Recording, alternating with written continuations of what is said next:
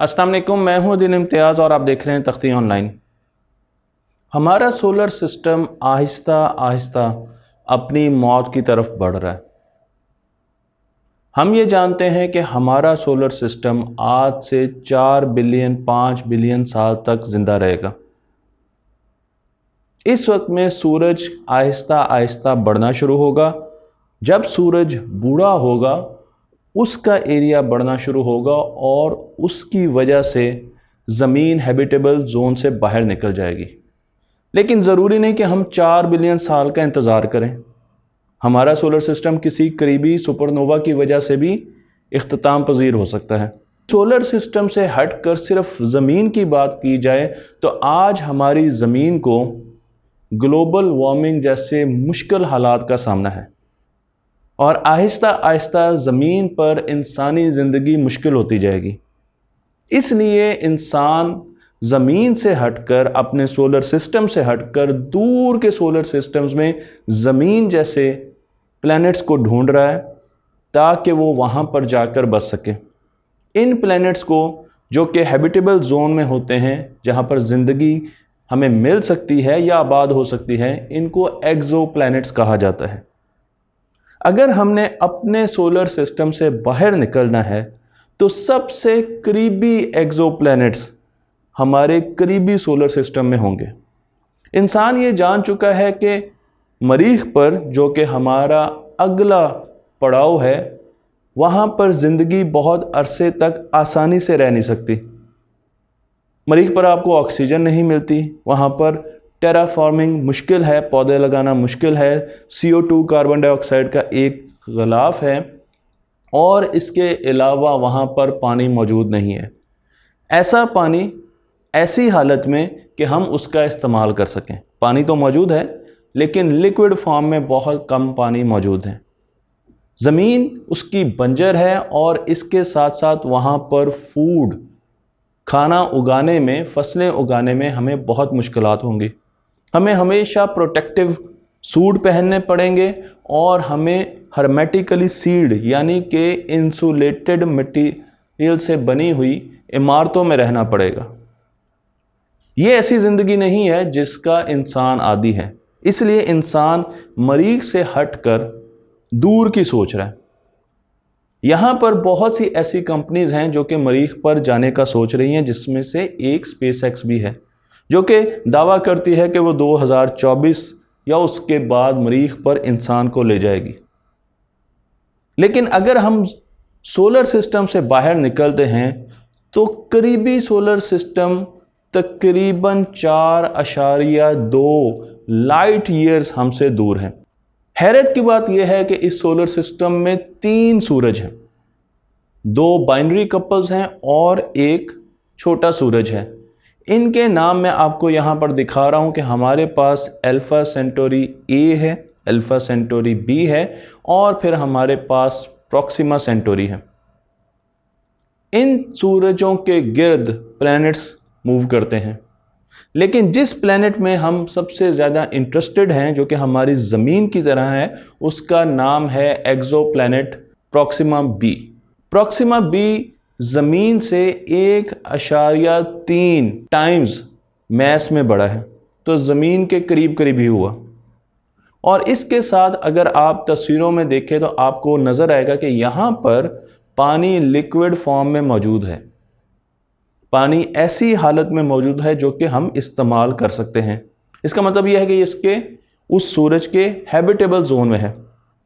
Proxima Centauri एक छोटा सूरज है और इसके गिर्द ये प्लैनेट तकरीबन 11.2 दिनों में अपना चक्कर पूरा कर देता है। इंसान ये समझता है कि ये बेहतरीन प्लैनेट है जो कि हमारे करीब है और यहाँ पर ज़मीन से गई ज़िंदगी की नशोनुमा हो सकती है। लेकिन अब वहाँ पर ज़िंदगी भेजी कैसे जाए? जिन मुश्किलात का सामना है उनमें से एक का जिक्र मैं आपको यहाँ पर करता हूँ कि हमने कुछ अरसे पहले न्यू होराइजन स्पेसक्राफ्ट ज़मीन से प्लूटो की तरफ भेजा। वो प्लूटो पर 9 सालों के बाद पहुँचा।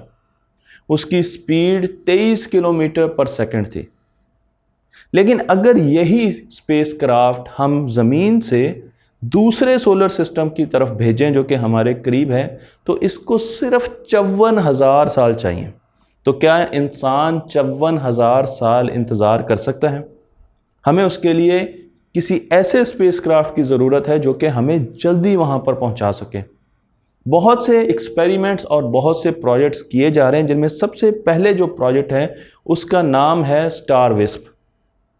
रॉबर्ट एल फॉरवर्ड ने सबसे पहले इस टेक्नोलॉजी का अपनी किताब में हमें बताया, और इस किताब में लिखा गया है कि जिस तरीके से बादबान कश्तियों को, जहाज़ों को समंदर में तैरते हुए ले जाते हैं, इसी तरीके से बादबानों का इस्तेमाल स्पेस में भी किया जा सकता है, ताकि आप एक अनआर्म्ड व्हीकल बना सके जो कि एक सोलर सिस्टम से दूसरे सोलर सिस्टम तक जा सके, और हवा की जगह हम रोशनी या माइक्रोवेव का इस्तेमाल कर सकें। मैं आपको यहाँ पर उनकी तस्वीरें भी दिखा रहा हूँ, तो आप इन सोलर सेल्स को देख रहे हैं। इस सोलर सेल की जो लेंथ है एक साइड की, वो 100 मीटर थी। रोशनी के 10% स्पीड से ये मूव कर सकता था, और इसका वज़न तकरीबन 1 kg था। इस पर बहुत ज़्यादा रिसर्च हुई, लेकिन जब कैलकुलेट किया गया कि ये कितनी देर बाद साथ वाले सोलर सिस्टम में पहुंचेगा, तो हमारे पास जो फिगर आई वो आई 40 साल। 40 साल भी बहुत ज़्यादा है, हमने इससे ज़्यादा भी जल्दी इसको लेकर जाना है। इस टेक्नोलॉजी का इस्तेमाल करते हुए अब हम एक और प्रोजेक्ट कर रहे हैं जिसका नाम है ब्रेक थ्रू स्टारशॉट, जो कि सिर्फ 20 सालों में हमें साथ वाले सूरज के प्लैनेट तक पहुंचाएगा। इस टेक्नोलॉजी का फ़ायदा यह है कि इसमें हमें किसी किस्म का फ्यूल दरकार नहीं है, और रोशनी के ज़रिए हम इस स्पेसक्राफ्ट को मूव कर सकते हैं। लेकिन रोशनी कैसे काम करेगी, इसके लिए कुछ साइंस का समझना ज़रूरी है। हम ये जानते हैं कि फोटॉन का मास ज़ीरो होता है। बहुत से लोग ये ख्याल करते हैं कि क्योंकि फोटॉन का मास ज़ीरो है इसलिए उसका मोमेंटम भी ज़ीरो है और उसमें कोई एनर्जी मौजूद नहीं है। तो मैं आपको यहाँ पर E=mc², जो कि आइंस्टाइन की बहुत मशहूर इक्वेशन है जिस पर मैं पूरी वीडियो बना चुका हूँ, वो आपको यहाँ पर दिखा रहा हूँ।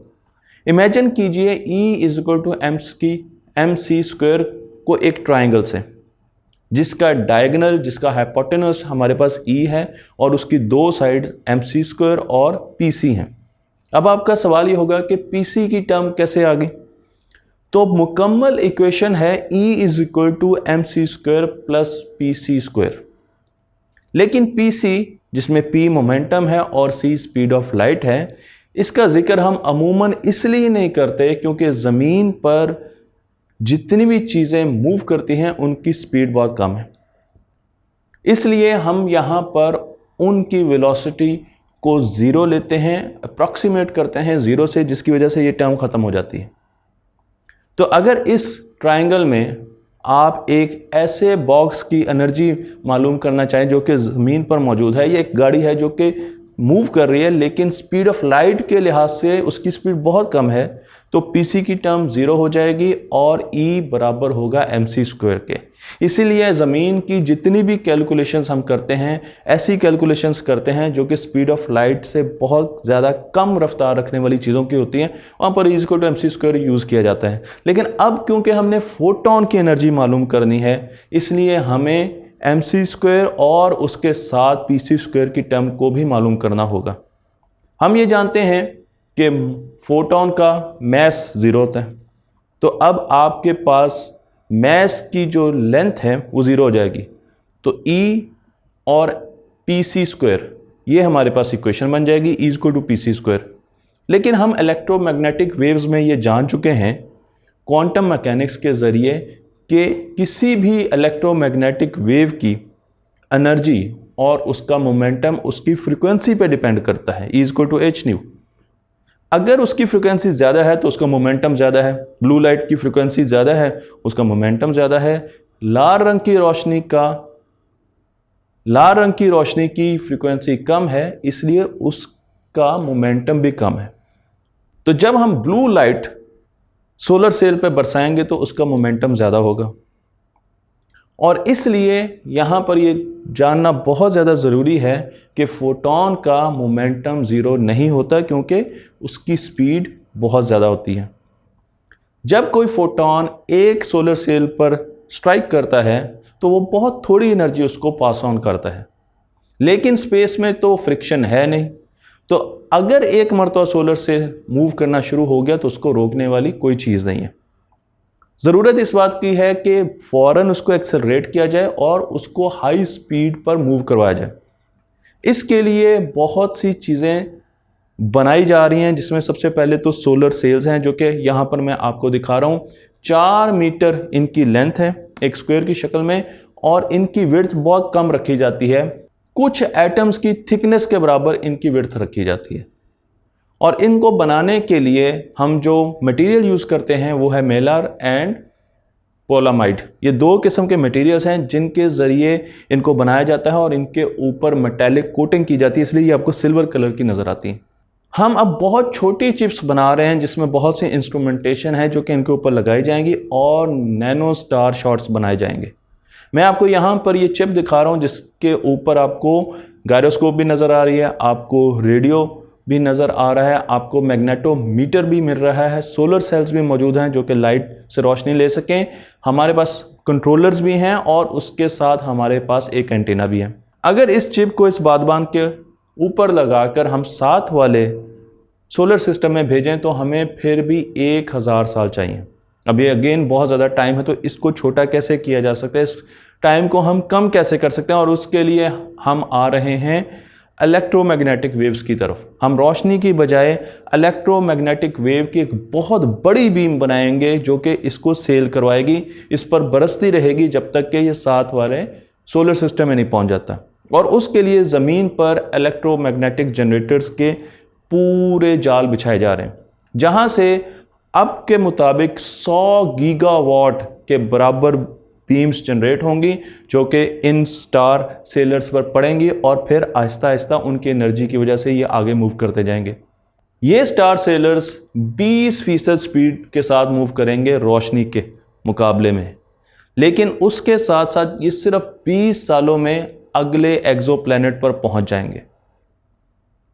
बजाय एक स्टार सेल को भेजने के अब बहुत से इन्वेस्टर, जिसमें रशियन इन्वेस्टर्स भी मौजूद हैं, उन्होंने हज़ारों किस्म के स्टार सेल्स डिज़ाइन करने शुरू करवा दिए हैं ताकि वो सारे के सारे हम लॉन्च करें और फिर इन बीम से उनको पावर करें।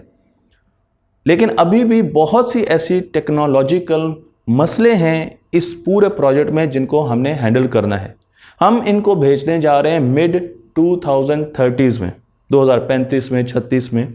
बहुत सी ऐसी चीज़ें हैं जिसमें सबसे पहले इनका मटेरियल बहुत ज़्यादा रगड़ होना चाहिए, क्योंकि अगर कोई छोटा मेटेओराइड आकर या बड़ा मेटेओराइड आकर इनको लगता है, स्पेस हर्डल्स इनको लगती हैं, तो ये डैमेज ना हो जाए। इसी तरीके से जब इनको पहले 1 घंटे में बहुत तेज़ी से एक्सेलरेट करवाया जाएगा तो उस वक्त ये डैमेज ना हो, क्योंकि उस वक्त बहुत ज़्यादा इन पर स्ट्रेस होगा। तो और भी बहुत से ऐसे मसले हैं जिनको इस वक्त देखा जा रहा है, लेकिन ये एक सीरियस प्रोजेक्ट है और इसके बारे में स्टीफन हॉकिंग्स ने भी अपनी दिलचस्पी का इज़हार किया था। 2035 में ये होने जा रहा है और उस वक्त तक इसके अगले वर्जन आते रहेंगे और हम आपको उनके बारे में बताते रहेंगे। तो मुझे उम्मीद है ये वीडियो आपको पसंद आई होगी। तख्ती ऑनलाइन को लाइक कीजिए, शेयर कीजिए और इस इल्म को दूसरों तक पहुँचा दीजिए।